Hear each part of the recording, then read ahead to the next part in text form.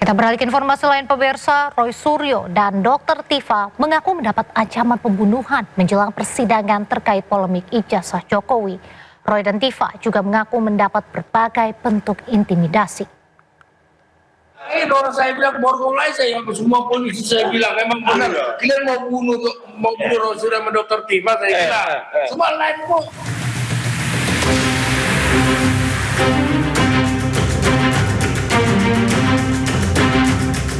Dalam sebuah podcast atau siaran yang diunggah tim kuasa hukumnya Refli Harun, Roy Suryo mengungkap ada ancaman pembunuhan terhadap dirinya dan Dr. Tifa. Ancaman pembunuhan diungkap Roy Suryo terjadi di luar rumah sakit usai dirinya menjalani pemeriksaan kesehatan pasca penangkapan. Menurut Roy dan Tifa, ancaman yang muncul tidak membuat mereka gentar karena seluruh aktivitas terdokumentasi melalui siaran langsung. Roy dan Tifa juga menilai ancaman dan intimidasi menunjukkan ada pihak-pihak yang khawatir menghadapi proses pembuktian di pengadilan. Akan sidang itu, sidang kita berlaku. Kalau kami kan siap, bismillah, kita siap, udah persiapkan segala macam ilmu hukumnya kita siap dengan mengelola kita. Kemudian kita juga sudah rapat, kita sudah simulasi. Jadi kita siap. Yang nggak siap itu bikin kayak gini nih, bikin teror, bikin intimidasi, segala macam cara mereka lakukan. Yang mereka katakan itu padahal kita bukan aib, itu kan sesuatu yang biasa aja. Itu kan yang terjadi, itu biasa. Siapa orang punya kan? Ada tuh yang teriak-teriak di luar rumah sakit.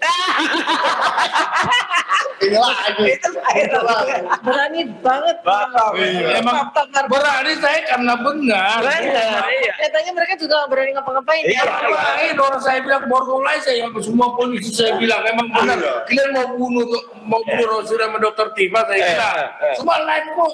Iya. Enggak kita, karena kami live sudah satunya live. Jadi ini udah tahu mau dipaksakan ini, itu aja. Dr. Tifa akan menjalani sidang kedua yang beragendakan pembacaan keberatan atau eksepsi pada Kamis 9 Juli. Sementara Roy Suryo akan menjalani sidang pra-peradilan keduanya terkait status tersangka pada Jumat 10 Juli. Pada pra-peradilan pertama terkait penangkapan, penggeledahan, dan penahanan, Majelis Hakim memenangkan Roy Suryo. Dari Jakarta, Tim Liputan iNews melaporkan. Usai polisi menggeledah kafe The Klan terkait dugaan korupsi dan tindak pidana pencucian uang, rumah diduga milik Jaksa Agung Muda Bidang Tindak Pidana Khusus Kejaksaan Agung Febri Ardiansyah di Kebayoran Baru, Jakarta Selatan sempat dijaga ketat personil TNI pada Rabu malam.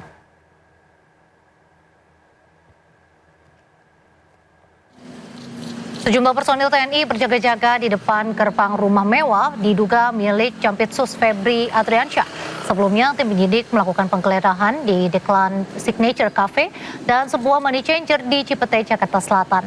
Dari penggeledahan, penyidik menyita dokumen serta uang dalam berbagai mata uang asing diduga terkait penyidikan dugaan korupsi batubara, PLN, Asabri, dan Krakatau Steel. Mabes TNI buka suara terkait penjagaan di rumah Jampitsus Febri Ardiansyah. Menurut Kapuspen TNI Brigjen Muhammad Nas, pengamanan dilakukan atas permintaan kejaksaan sesuai dengan ketentuan yang berlaku tentang perlindungan jaksa. Kapuspen TNI juga menyebut bahwa pengamanan tidak berkaitan dengan isu saat ini dan penggeledahan di sejumlah lokasi merupakan wewenang Polri.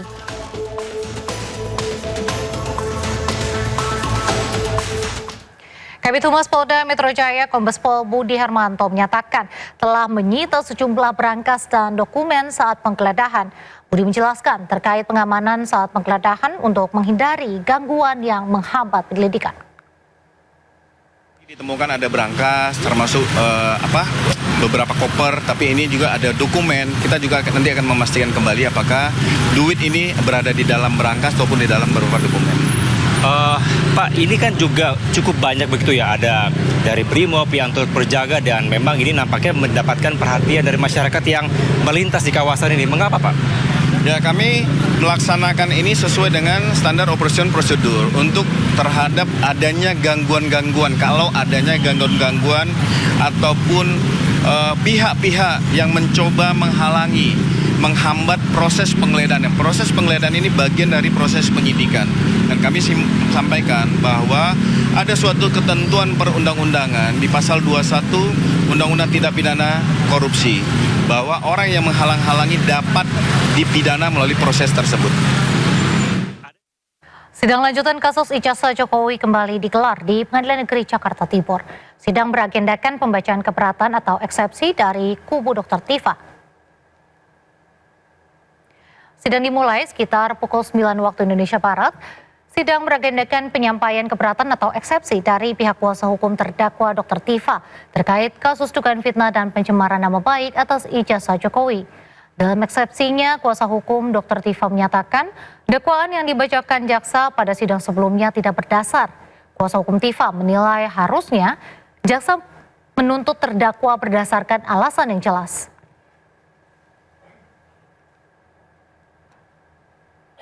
Presiden ke-7 RI Joko Widodo merespon putusan pra-peradilan yang dimenangkan Roy Suryo. Sementara terkait sidang pokok perkara, Jokowi menegaskan bahwa dirinya siap menghadiri persidangan jika diminta serta akan menunjukkan ijazahnya.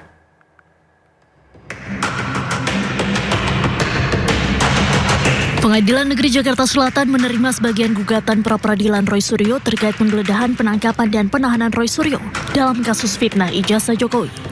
Hakim menyatakan penggeledahan, penangkapan, dan penahanan Roy Suryo tidak sah.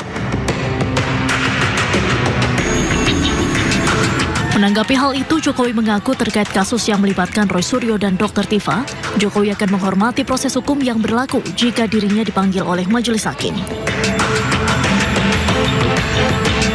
Jokowi menekankan komitmennya untuk membuktikan keaslian ijazah miliknya. Ia menyatakan bakal membawa dokumen asli ijazahnya dari SD sampai S1. Hal ini berlaku untuk kedua persidangan, baik untuk perkara Roy Suryo maupun Dr. Tifa.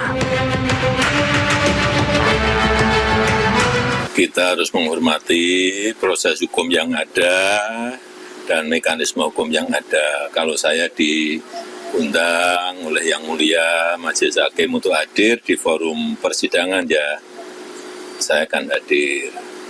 Dan sesuai yang saya sampaikan yang lalu, saya akan membawa dan menunjukkan ijazah dari SD, SMP, SMA, dan S1 yang saya miliki.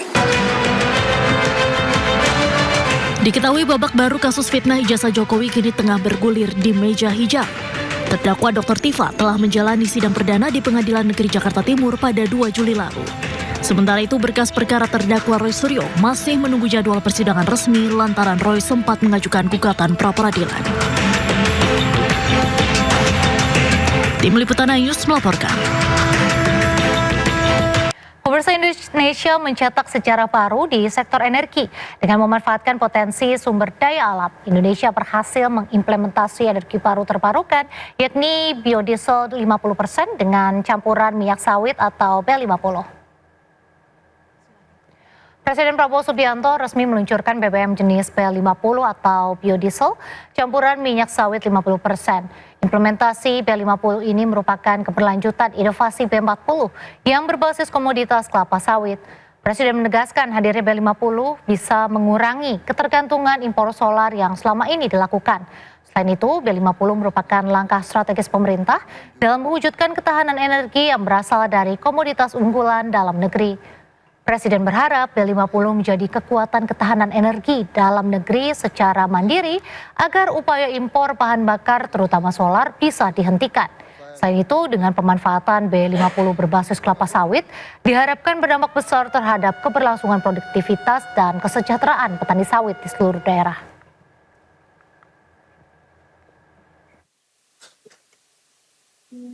Kemandirian energi. B40 tidak cukup. Bahkan pada saat itu saya mendorong ke arah B100. Tapi menteri-menteri saya meyakinkan saya, Pak, dengan B50 saja kita sudah tidak import solar lagi dari luar negeri.